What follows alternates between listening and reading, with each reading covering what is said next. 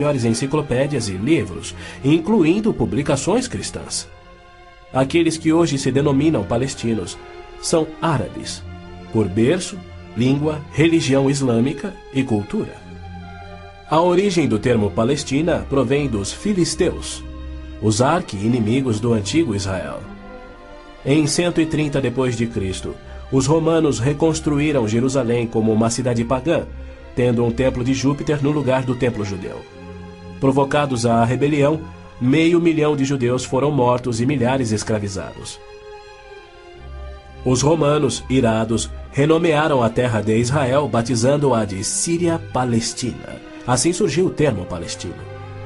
Dali em diante, os judeus que ali viviam foram chamados de palestinos.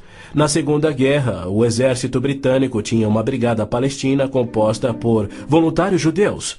A Orquestra Sinfônica da Palestina era de judeus, assim como o Palestine Post era um jornal de judeus. Em 1948, árabes fugidos de Israel começaram a alegar que eles eram os verdadeiros palestinos e que a terra de Israel sempre lhes pertencera. E a mídia mundial promove essa mentira. Mas a verdade é que em 1948 os árabes ocupavam meros 3% da Palestina, enquanto que a posse de Israel data de 4.000 anos de quando Abraão adquiriu a caverna Macpela em Hebrom. Ali Abraão sepultou sua esposa Sara, e ali estão enterrados Abraão, Isaque, Rebeca, Jacó e Lia. Em Hebrom, Davi foi coroado rei. É um lugar sagrado para os judeus e não tem nada a ver com os árabes ou com o Islã. E ainda assim os muçulmanos ignoram a presença contínua dos judeus por 3.000 anos e dizem que Hebrom é sua.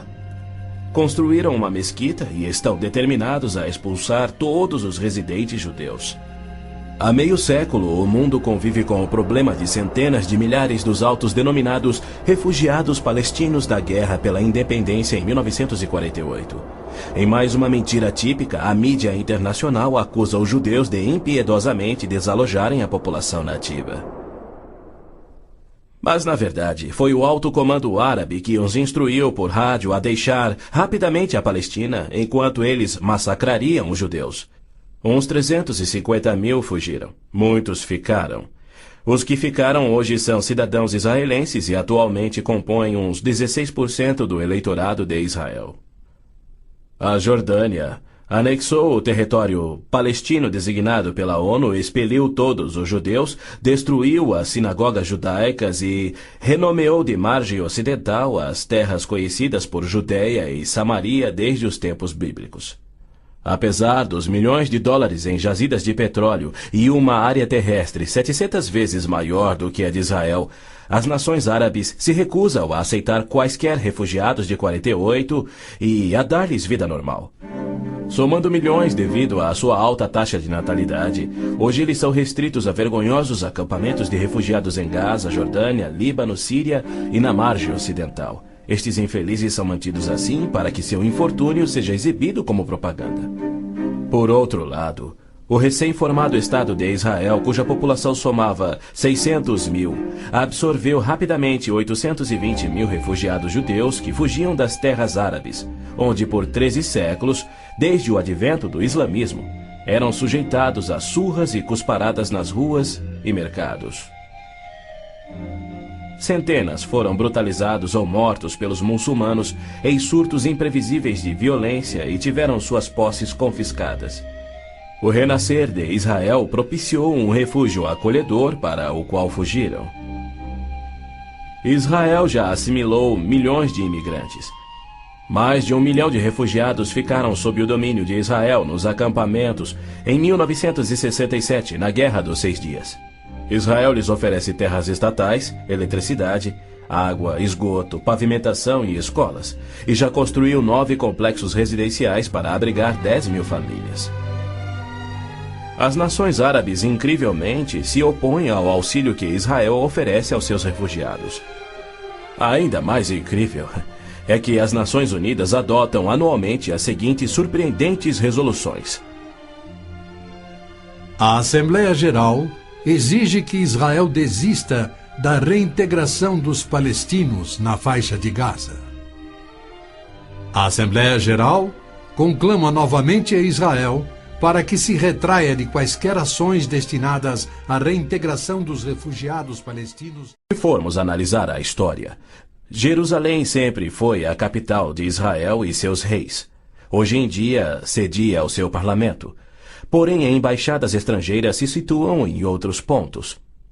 Segundo o ministro das Relações Exteriores do Vaticano, em visita a Israel em 98, a presença de Israel no lado oriental de Jerusalém constituía uma ocupação ilegal. Em março de 1999, Israel foi advertido que a União Europeia não reconhecia a sua soberania sobre Jerusalém.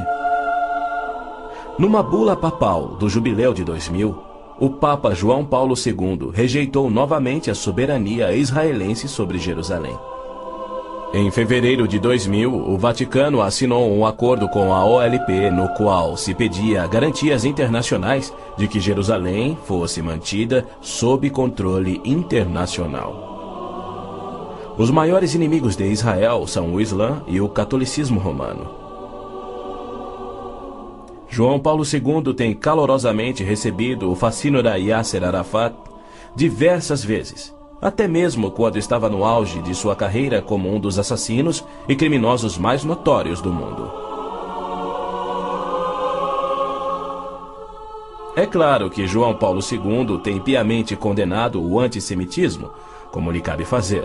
Porém, ele se limita a se desculpar por atos cometidos por filhos e filhas da Igreja.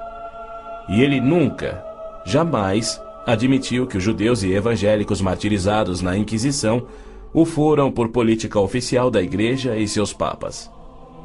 Roma insiste até em nossos dias que os católicos e não os judeus são o povo escolhido por Deus. Por exemplo, em 1928, um decreto do Vaticano se referia aos judeus como povo anteriormente escolhido por Deus. Em 1965, o Segundo Concílio do Vaticano declarou: a Igreja constitui o novo povo de Deus. A Roma Católica se denomina a Cidade Santa, a Cidade de Deus, a Cidade Eterna, títulos que Deus deu a Jerusalém. O interessante é que, ao invés de repreender Arafat por sua paixão por aniquilar Israel e suas crenças islâmicas anticristãs, o Papa aceitou seu convite para estar com ele em Jerusalém, celebrando a quem chamou de o nosso Jesus Cristo, entre aspas. Nosso Jesus Cristo? Segundo Arafat, Jesus foi um palestino que lutava contra Israel por sua liberdade, e o Papa apenas sorriu e o abençoou.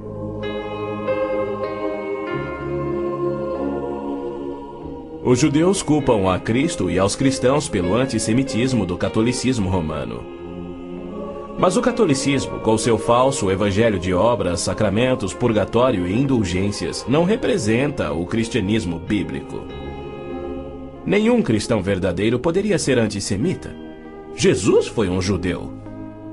Inclusive, a Igreja Católica matou muito mais evangélicos do que judeus.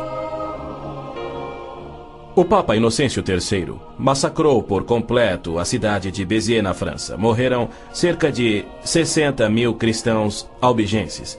E segundo o Papa, foi o auge do seu papado.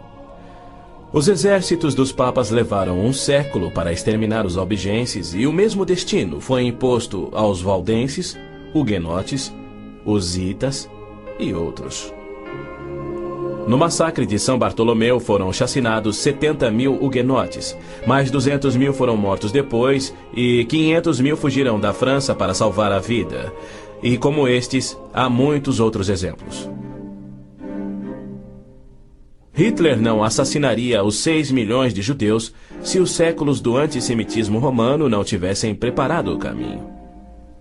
Em 26 de abril de 1933, Hitler relembrou aos representantes do Vaticano, Bispo Burney e Monsenhor Steinmann, que por 15 séculos Roma considerara os judeus parasitas a serem exterminados, e que ele lhes oferecia uma solução final para o problema dos judeus.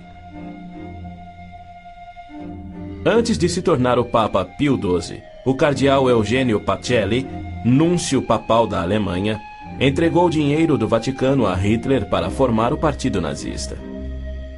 Ao se tornar Papa, Pacelli enviou uma mensagem de apoio ao Führer. Ao ilustre Herr Adolf Hitler, Führer e chanceler do Reich alemão. É com grande prazer que recordamos os muitos anos passados na Alemanha como núncio apostólico, ocasião em que fizemos de tudo para estabelecer relações harmoniosas entre a Igreja e o Estado. Agora, suplicamos ainda mais fervorosamente para alcançarmos este alvo.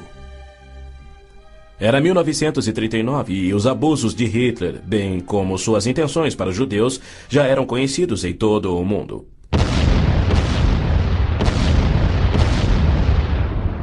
Foi em janeiro daquele ano que Hitler declarou que a guerra resultaria na, abre aspas, exterminação da raça judaica, fecha aspas.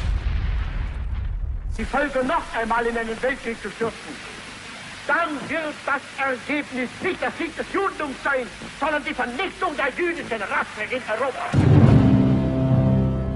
Após 4 anos, em 22 de junho de 1943, enquanto pairava a fumaça de judeus incinerados nos céus da Europa, o Papa Pio XII, em contraposição à promessa de Deus, escreveu ao presidente Roosevelt tentando dissuadi-lo de tornar a Palestina em terra judia. Não existe precedente histórico para justificar o regresso de um povo a uma terra deixada 19 séculos antes. Se os hebreus desejam um lar, não seria muito difícil encontrar um território que lhes sirva melhor que a Palestina. Com o aumento da população judaica naquela região, graves novos problemas surgiriam. Sem precedente histórico, Deus o havia prometido. Pio XII nunca condenou o Holocausto em público. Tampouco buscou dissuadir Hitler do seu intento de aniquilar os judeus. Porém, ele se manifestou, de forma bem enfática, contra o regresso dos judeus à terra de Israel, que Deus lhes dera como herança eterna. Do mesmo modo, Pio X declarou em 1904: Não podemos reconhecer os judeus como povo. Em 1919, o cardeal Pietro Gasparri, secretário de Estado do Vaticano, escreveu: O perigo que mais nos amedronta é o da criação de um Estado judaico na Palestina. E quanto ao Islã, esta religião de violência tem sempre forçado conversões pela espada. Após a morte de Maomé,